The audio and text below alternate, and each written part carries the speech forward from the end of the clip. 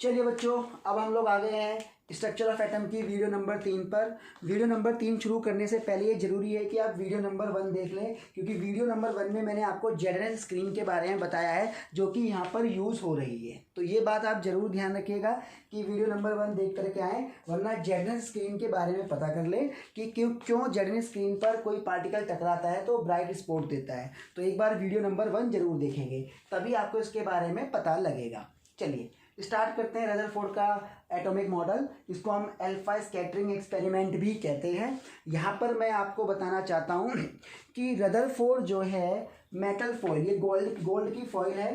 तो रदरफोर्ड क्या कर रहा था, इसमें पेनिट्रेशन पावर चेक कर रहा था। तो पेनिट्रेशन पावर कैसे चेक कर रहा था, रेडियम की गन थी, उससे अल्फा पार्टिकल इस पर शूट कर रहा था। तो अल्फा पार्टिकल क्या है आप जानते हैं, हीलियम 2+। तो इस गोल्ड की फॉइल पर रेडियम की गन से अल्फा पार्टिकल इस पर शूट कर रहा था और पेनिट्रेशन पावर चेक कर रहा था। लेकिन पेनिट्रेशन पावर चेक करते करते इसने इतिहास रच दिया और इसने स्ट्रक्चर ऑफ एटम में बड़ा योगदान दिया और ये न्यूक्लियस की खोज कर बैठा। बड़ी कमाल की बात है कि पेनिट्रेशन पावर चेक करते करते ये न्यूक्लियस की खोज कैसे कर बैठा, मैं बताता हूँ। ये रेडियम गन से अल्फा पार्टिकल को शूट कर रहा था इसकी तरफ। अब शूट कर रहा था तो ये पेनिट्रेशन पावर चेक कर रहा था, काफ़ी टाइम से पेनिट्रेशन पावर चेक कर रहा था और ये अल्फा पार्टिकल यहाँ से पार होते थे और इस पर टकराते थे जेडनेस स्क्रीन पर और हमें ब्राइट स्पॉट देते थे। एक दिन क्या हुआ, जरा आप ध्यान से समझेंगे ये न्यूक्लियस की खोज कैसे कर बैठा। ये आपकी रेडियम गन थी, ठीक है जी। उसके बाद उसने ये गोल्ड की फॉइल ली, इसके बाद इसने ये पीछे जेडनेस स्क्रीन लगाई और ये क्या कर रहा था, अल्फा पार्टिकल को यहाँ पर स्ट्राइक करा रहा था। स्ट्राइक कराने से क्या हुआ कि वो पीछे की तरफ ब्राइट स्पॉट दे रहा था। एक दिन शाम हो गई, शाम को वो सेटअप बंद करने लगा। सेटअप बंद करने लगा तो उसने रेडियम गन से जो अल्फा पार्टिकल शूट हो रहे हैं उसने उसको नहीं बंद करा, वो उसको बंद करना भूल गया। डेली पहले इसे बंद करता था, भाई आप जानते हैं सेटअप बंद कैसे होगा, पहले रेडियम गन बंद करता था फिर इन दोनों को उठा करके साइड में रख देता था। लेकिन 4-5 दिन बाद उसका दिमाग पता नहीं क्या कहाँ गया कहाँ नहीं गया, उसने रेडियम गन बंद करनी वो भूल गया और इस मेटल फॉइल को भी उसने नहीं उठाया। उसने जेडनेस स्क्रीन उठाई और उठा करके पीछे हैंडल पे लगा दी और जैसे ही पीछे हैंडल पे लगाई, आप जानते ही हैं कि भाई सबसे पहले ब्राइट स्पॉट जेडनेस स्क्रीन पे आगे की तरफ आ ही रहे थे, लेकिन जब उसने पीछे लगाई तो वो एक चमत्कार सा उसे महसूस हुआ, पीछे की तरफ भी ब्राइट स्पॉट आने लगे। अब पीछे की तरफ ब्राइट स्पॉट आने लगे तो वो अचंभित हो गया और उसने क्या काम किया, एक्सपेरिमेंट को दोबारा से शुरू किया। पेनिट्रेशन पावर ढूंढ रहा था लेकिन वो कंफ्यूज हो गया कि ब्राइट स्पॉट, ध्यान रखिए जेडनेस स्क्रीन के बारे में आपको पता होना चाहिए। वीडियो नंबर 1 आप जरूर देखेंगे और जेडनेस स्क्रीन के बारे में पता करेंगे, तभी आपको ये ब्राइट स्पॉट समझ में आएंगे। तो हुआ क्या कि उसको देखा कि पीछे स्पॉट क्यों आ रहे हैं, मैं तो रेडियम गन से अल्फा पार्टिकल आगे फेंक रहा हूँ और आगे फेंक रहा हूँ तो आगे स्पॉट आने चाहिए और ये पीछे स्पॉट आ रहे हैं। तो वो जब पेनिट्रेशन पावर चेक करते करते उसने कहा पेनिट्रेशन पावर तो छोड़ो, अब ये अल्फा पार्टिकल पीछे क्यों ब्राइट स्पॉट दे रहे हैं आपकी जेडनेस स्क्रीन पर, पहले इसका पता करते हैं। तो उसने अपने एक्सपेरिमेंट को किया। उसने क्या काम किया, रेडियम गन से वो इस मेटल फॉइल पर अल्फा पार्टिकल स्ट्राइक करा रहा था। तो उसने देखा कि काफी सारे अल्फा पार्टिकल सीधे चले गए और कुछ अल्फा पार्टिकल मुड़े, कुछ क्या फ्यू अल्फा। पहले ऑब्जर्वेशन देखेंगे, भाई इसने इस गोल्ड की फॉइल पर रेडियम गन से अल्फा पार्टिकल मारे। तो पहली ऑब्जर्वेशन इसकी है, most of the particle 99% move in a straight path after striking the gold foil, यानी कि बहुत सारे पार्टिकल जो थे अल्फा पार्टिकल वो सीधे चले गए। अब बहुत सारे चले गए 99%। अब कुछ पार्टिकल यहां पर डिफ्लेक्ट हुए, दिखा ना, few particle are deflected with some angle, कुछ पार्टिकल क्या हुए, डिफ्लेक्ट हुए। और उसने बताया very few particle 1 out of 20,000, 20,000 में से एक पार्टिकल डिफ्लेक्ट हुआ 180 डिग्री। यानी कि सिंपल सी बात क्या है, मैं आपको समझाता हूं। रदरफोर्ड एक्सपेरिमेंट के दौरान मैंने आपको बताया कैसे कैसे क्या था। आपने देखा ये रेडियम गन थी और बेचारा पेनिट्रेशन पावर चेक कर रहा था इस गोल्ड फॉइल के अंदर। पीछे जेड ने स्क्रीन लगाई, अल्फा पार्टिकल बम्बार्ड किए, अल्फा पार्टिकल पर चार्ज पॉजिटिव है, और जब अल्फा पार्टिकल उसने यहाँ से शूट किए तो शूट करने के बाद अल्फा पार्टिकल दिखते तो नहीं, तो जेड ने स्क्रीन पर, भाई पेनिट्रेशन पावर चेक कर रहा था, तो जेड ने की स्क्रीन पर ब्राइट स्पॉट आए। ठीक, अब ब्राइट स्पॉट आए तो अब आपको पता है, मैंने बताया कि सेटअप बंद करके उसने गलती से जेड स्क्रीन पीछे रख दी थी, तो अब उसने पीछे भी जेड स्क्रीन रख दी। अब देखिए क्या ऑब्जर्व कर रहा है एक्सपेरिमेंट के दौरान। उसने देखा कि बहुत सारे अल्फा पार्टिकल स्टेट पाथ में गए, 99% स्टेट पाथ में गए। अगर पूछ लेता आपसे रदरफोर्ड की ऑब्जर्वेशन बताओ, तो सबसे पहले लिखेंगे कि 99% अल्फा पार्टिकल सीधे गए। उसके बाद उसमें से कुछ पार्टिकल अल्फा पार्टिकल डिफ्लेक्ट हुए कुछ एंगल से, तो ये सेकंड ऑब्जर्वेशन। और 20,000 में से एक पार्टिकल आपका बिल्कुल बैक आया और पीछे की तरफ ब्राइट स्पॉट दिया, तो ये उसने ऑब्जर्व किया। एक्सपेरिमेंट उसने किया, रेडियम गन से अल्फा पार्टिकल छोड़े और 3 बातें सामने निकल के आई। 99% सीधे गए, ठीक है, कुछ पार्टिकल वापस आए और 20,000 में से एक पार्टिकल 180 डिग्री से वापस आया। अब इस चीज से उसने क्या कंक्लूजन निकाला? इस चीज से उसने ये कंक्लूजन निकाला, ध्यान से समझिएगा क्या कंक्लूजन निकाला। इस चीज से उसने ये कंक्लूजन निकाला कि जो मेरी फॉइल है वो एटम से बनी होगी, भाई ये मेरी गोल्ड फॉइल है, तो उसने कहा कि जरूर ये मेरी एटम से मिलके बनी है। ठीक, ये मैंने एक एटम बना दिया और पीछे जेड स्क्रीन, और ये मेरी रेडियम गन। उसने कहा जरूर ये जो मेरी गन है, यहाँ से जो अल्फा पार्टिकल है वो बहुत सारे सीधे चले गए, बहुत सारे क्या चले गए, सीधे चले गए।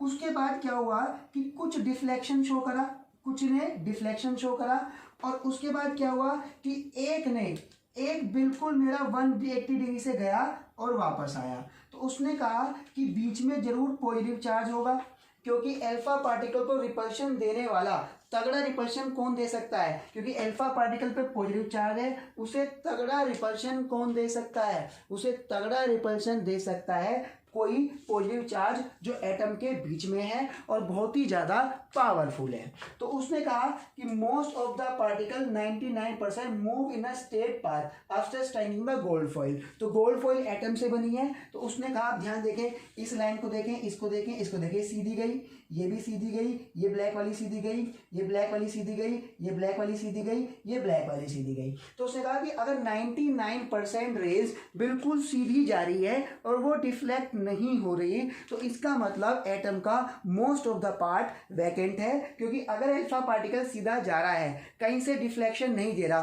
तो उसके पाथ में कोई रुकावट नहीं है, और रुकावट नहीं है तो इसका मतलब वो जहां से वो सीधा गया वो पार्ट एटम का वैकेंट होगा। तो उसने कहा most of the particle 99% move in the state path after striking the gold foil. Gold foil से अल्फा पार्टिकल टकराकर सीधा जाना इस बात का सबूत है कि most of the part of the atom is vacant. Most of the part of the atom is vacant. अब दूसरी ऑब्जर्वेशन है कि एक भाई कुछ पार्टिकल ने कुछ एंगल से डिफ्लेक्शन दी और 20,000 में से एक पार्टिकल सीधा जाकर 180 डिग्री से वापस आ गया। तो ये दोनों पॉइंट एक बात पर इशारा करते हैं कि भाई 99 पार्टिकल तो सीधे चले गए, ठीक है ना। तो ये दोनों पॉइंट इस बात पर इशारा करते हैं कि भाई मान लीजिए मैं आपसे कह रहा हूं कि बीच से ये डिफ्लेक्शन हुआ, देखिए यहां से ये डिफ्लेक्शन हुआ, यहां से ये डिफ्लेक्शन हुआ और सेंटर से ये वापस आ गया। तो अब मैं इनकी दोनों पॉइंट के बारे में अगर मैं बात करूं तो अल्फा चार्ज पार्टिकल पर पॉजिटिव चार्ज है और इस जगह से अगर डिफ्लेक्शन हो रही है और इस जगह से 180 डिग्री से कोई चीज वापस आ रही है, तो यहाँ पर सिंपल सीधी बात है, जरूर यहाँ पर कोई पॉजिटिव चार्ज होगा, क्योंकि पॉजिटिव चार्ज ही अल्फा पार्टिकल को रिपेल करके पीछे भेज सकता है।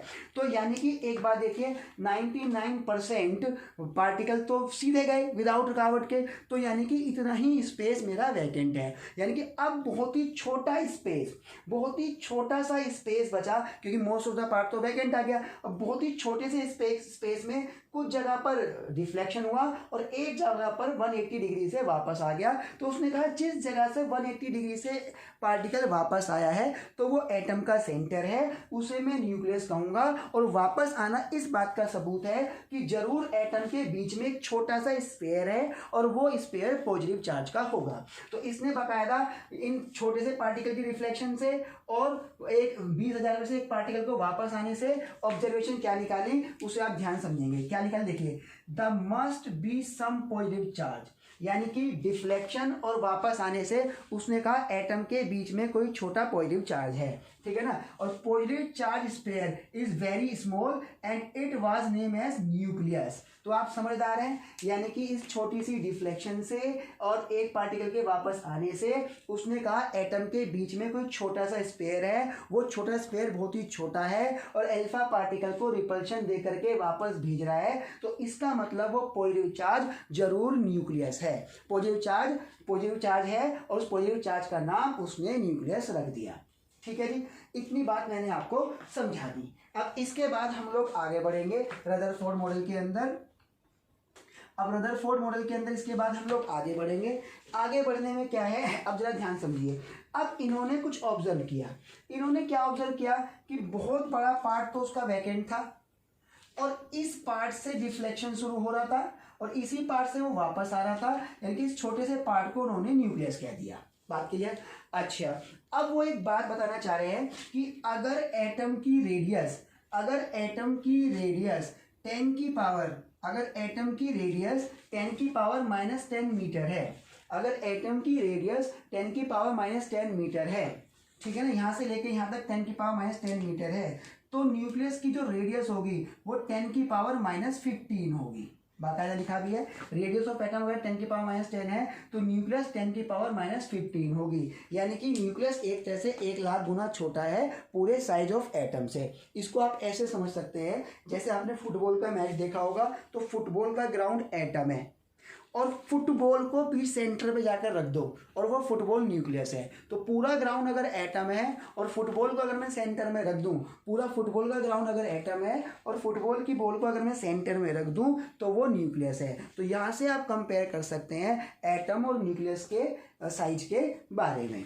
तो यहाँ तक मैंने आपको समझा दिया कि अगर रेडियस ऑफ मैटर एटम इतना है तो रेडियस ऑफ न्यूक्लियस 10⁻⁻15 होगा, यानी कि size of atom size of nucleus से 10⁵ गुना ज़्यादा है, यानी कि size of atom size of nucleus से 1,00,000 गुना ज़्यादा है। अब इसकी ड्रॉबैक को देखेंगे। ड्रॉबैक में यहाँ पर एक साइंटिस्ट है मैक्सवेल, उसने बड़ा इंपॉर्टेंट रोल प्ले किया, उसको अब हम लोग समझेंगे उसने क्या रोल प्ले किया। देखिए, पहले एक छोटी सी बात को, दो बातों को ध्यान समझिए। ड्रॉबैक मैं आपको तभी समझा पाऊंगा जब आप दो बातों को ध्यान से समझेंगे। देखिए, सबसे पहले क्या समझना है आपको, एक छोटी सी बात को ध्यान समझिए।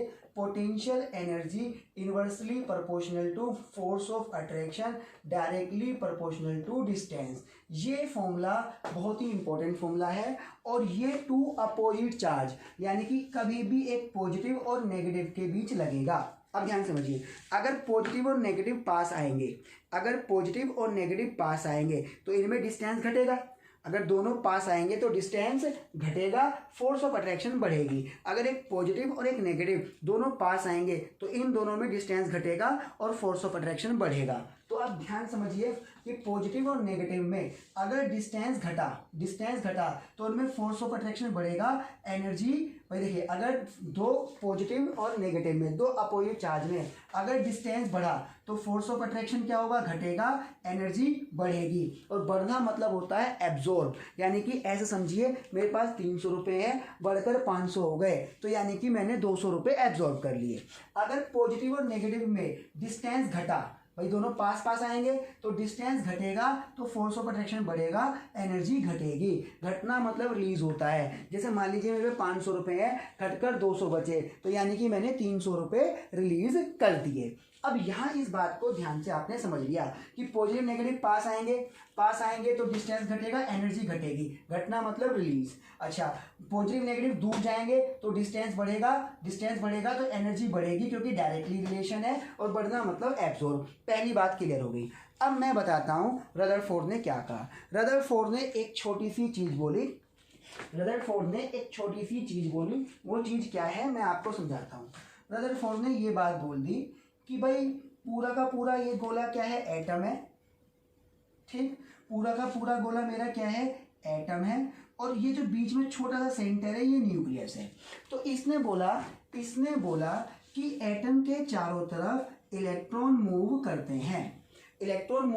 हैं और अपना एटॉमिक मॉडल बनाया। इसने अपना एक एटॉमिक मॉडल बनाया और कहा एटम के बीच में न्यूक्लियस है और उसके चारों तरफ इलेक्ट्रॉन मूव करते हैं। इस बात को इसने साइंटिस्टों के सामने रखा। उस टाइम के बड़े ही फेमस साइंटिस्ट थे मैक्सवेल ने इन्हें पकड़ लिया और पकड़ करके इनके मॉडल में बहुत सारे सवाल खड़े कर दिए, जिसमें से एक फेमस सवाल मैं आपको बताने जा रहा हूँ। वो फेमस सवाल था कि मैक्सवेल ने अपनी एक थ्योरी दी थी और थ्योरी के दौरान उसने कहा था कि इलेक्ट्रॉन एक चार्ज पार्टिकल है क्योंकि उस पर नेगेटिव चार्ज है। तो मैक्सवेल कहता है कि जब भी कोई चार्ज पार्टिकल मूव करता है तो वो एनर्जी का लॉस करता है। जब भी कोई चार्ज पार्टिकल मूव करता है तो वो एनर्जी का लॉस करता है। देखिए, जब भी कोई चार्ज पार्टिकल मूव करेगा तो वो इलेक्ट्रिक फील्ड और मैग्नेटिक फील्ड जनरेट करेगा और इस जनरेशन में इसको जनरेट करने में वो अपनी कुछ एनर्जी का लॉस करता है।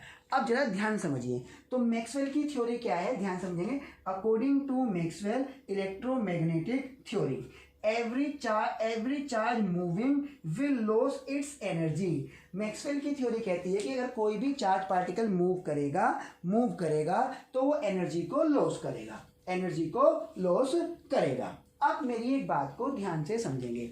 रदरफोर्ड ने क्या कहा कि बीच में न्यूक्लियस है और इन शेल में इलेक्ट्रॉन गोल गोल घूम रहे हैं। तो उसने जब कहा कि इलेक्ट्रॉन न्यूक्लियस के चारों तरफ मूव कर रहे हैं, ऐसा है स्ट्रक्चर ऑफ एटम।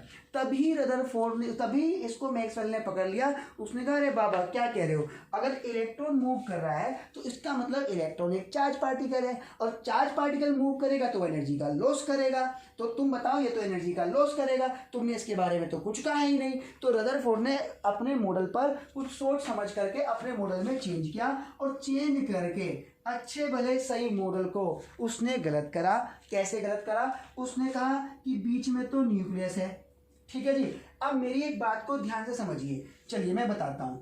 अगर मैं आपसे कहूं कि एनर्जी डिक्रीज हो रही है, पॉजिटिव नेगेटिव के बीच में एनर्जी डिक्रीज हो रही है, एनर्जी अगर डिक्रीज होगी तो डिस्टेंस घटेगा। पॉजिटिव नेगेटिव के बीच में अगर एनर्जी डिक्रीज होगी तो पॉजिटिव और भाई अगर एनर्जी डिक्रीज हुई तो फोर्स ऑफ अट्रैक्शन बढ़ेगा और फोर्स ऑफ अट्रैक्शन बढ़ेगा तो डिस्टेंस घटेगा। तो अगर एनर्जी डिक्रीज हुई तो पॉजिटिव नेगेटिव के बीच डिस्टेंस घटेगा according to potential energy inversely proportional to force of attraction directly proportional to distance. अब वो इन दो थ्योरी के बीच में फंस गया। कैसे फंस गया? एक थ्योरी है कि अगर एनर्जी, भाई मैक्सवेल ने कहा कि चार्ज पार्टिकल जब मूव करते हैं तो अपनी एनर्जी को लॉस करते हैं, तो उसने कहा ठीक है भाई मुझे एनर्जी लॉस करानी पड़ेगी। फिर उसने कहा कि अगर इलेक्ट्रॉन मूव करेगा तो एनर्जी लॉस करेगा, तो अगर एनर्जी लॉस करेगा तो पॉजिटिव नेगेटिव के बीच डिस्टेंस घटेगा, क्योंकि अगर एनर्जी डिक्रीज होगी तो पॉजिटिव और नेगेटिव के बीच में डिस्टेंस भी डिक्रीज होगा। तो अब वो क्या था, उसने पहले ये बोला था कि न्यूक्लियस के चारों तरफ इलेक्ट्रॉन घूम रहे हैं, ठीक। अब मैक्सवेल की वजह से उसका मामला क्या हुआ? मैक्सवेल ने कहा according to Maxwell electromagnetic theory every charge moving will loss its energy. उसने कहा इलेक्ट्रॉन एक चार्ज पार्टिकल है, अगर वो मूव करेगा तो एनर्जी का लॉस करेगा। तो उसने कहा अगर एनर्जी का लॉस ये करेगा तो अगर एनर्जी का लॉस करेगा तो एनर्जी डिक्रीज होगी, अगर एनर्जी डिक्रीज हुई तो पॉजिटिव और नेगेटिव के बीच में डिस्टेंस भी डिक्रीज होगा। तो उसने कहा भाई ठीक है एनर्जी लॉस करके दिखाते हैं। तो उसने कहा अगर इलेक्ट्रॉन एनर्जी लॉस करेगा तो उसकी एनर्जी कम होगी, तो न्यूक्लियस और इलेक्ट्रॉन के बीच में डिस्टेंस भी घटेगा और डिस्टेंस घटाते इलेक्ट्रॉन न्यूक्लियस में डिसॉल्व हो जाएगा। तो उसने यही गलती कर दी, वो इसको और इसको मर्ज करके फंस गया। उसने कहा कि इलेक्ट्रॉन अगर मूव करेगा तो एनर्जी लॉस करेगा तो एनर्जी डिक्रीज होने के कारण उसका न्यूक्लियस से डिस्टेंस कम होगा और लॉस करते वो न्यूक्लियस में डिसॉल्व हो जाएगा। उसने ये बात बोली। तो सीधी सी बात क्या है, यहाँ पर हम बोलेंगे कि उसने तो इलेक्ट्रॉन और न्यूक्लियस सब कुछ एक साथ ही लगा दिए, तो he could not not explain the stability of atom, मतलब उसने न्यूक्लियस तो ढूंढ लिया लेकिन उसने पहले बताया कि मूव कर रहे हैं, लेकिन इस फॉर्मूले के कारण और आपके मैक्सवेल थ्योरी के कारण वो फंस गया और उसने इलेक्ट्रॉन को न्यूक्लियस में डिसॉल्व करा दिया, तो वो एटम की स्टेबिलिटी को एक्सप्लेन नहीं कर पाया, जो कि बाद में बोहर ने बताया। और एक होती है कि could not explain the hydrogen spectrum, ये चीज़ क्या होती है इसकी आपको टेंशन नहीं लेनी है, इस चीज़ को बोहर में मैं आपको समझाऊंगा। तो अब मैंने आपको बताया रदरफोर्ड मॉडल, तो रदरफोर्ड मॉडल ने तुक्के में पेनिट्रेशन पावर चेक कर रहा था, तुक्के में न्यूक्लियस को ढूंढ मारा। कैसे? पेनिट्रेशन पावर चेक कर रहा था रेडियम गन से अल्फा पार्टिकल फेंक फेंक के, ठीक है जी। गलती से जेड स्क्रीन को पीछे ले गया, वहां पे ब्राइट स्पॉट आ गया, तो उसने कहा पीछे क्यों ब्राइट स्पॉट आ रहा है, तो उसने ऑब्जर्वेशन करी कि मोस्ट ऑफ द पार्टिकल जो है वो सीधे गए, तो समझ गया एटम वैकेंट है। फिर उसने कुछ पार्टिकल ने डिफ्लेक्ट करा और एक 180 डिग्री आ गया, यानी कि एटम के सेंटर पे जरूर कुछ ना कुछ बहुत ही छोटा सा कोई स्फेयर है, उसे पॉजिटिव चार्ज बोलेंगे। तो ये दोनों स्टेटमेंट आ गई, उसको पॉजिटिव चार्ज का नाम रख दिया न्यूक्लियस। उसके बाद में ड्रॉबैक में आप समझ जाइए कि बेचारे ने अपना मॉडल बनाया था, पॉजिटिव के चारों तरफ न्यूक्लियस क्या था, न्यूक्लियस के चारों तरफ इलेक्ट्रॉन मूव कर रहे थे, ये बात उसने बाकायदा बोली थी। बट इन दोनों थ्योरी ने, मैक्सवेल की थ्योरी ने और इस वाले फॉर्मूले ने उसे फंसा करके इलेक्ट्रॉन को डिसॉल्व करवा दिया, जिससे उसकी एटम की स्टेबिलिटी खत्म हो गई। और हाइड्रोजन स्पेक्ट्रम क्या है ये अभी आपको बोहर मॉडल में देखना होगा। तो आज के लिए रदरफोर्ड मॉडल यहीं समाप्त होता है।